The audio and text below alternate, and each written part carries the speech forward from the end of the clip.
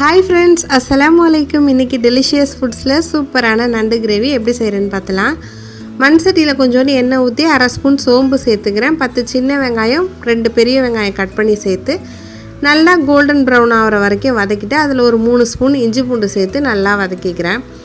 இப்போ ஒரு 3 தக்காளி கட் பண்ணி சேர்த்து தேவையான அளவு உப்பு போட்டு நல்லா மிக்ஸ் பண்ணிவிட்டு 2 ஸ்பூன் மிளகாய்த்தூள், 1/2 ஸ்பூன் மஞ்சத்தூள், 1/2 ஸ்பூன் மிளகுத்தூள், ஜீரகத்தூள், 1 ஸ்பூன் கரம் மசாலா சேர்த்து நல்லா மிக்ஸ் பண்ணிக்கிறேன். கிரேவி நல்லா பச்சை வாசனை போனதுக்கப்புறம் மஞ்சத்தூள் போட்டு நண்டு வாஷ் பண்ணி வச்சுருக்கேன், அதை இதோடு சேர்த்து நல்லா மிக்ஸ் பண்ணிவிட்டு தண்ணி ஊற்றி மூடி வச்சிடலாம்.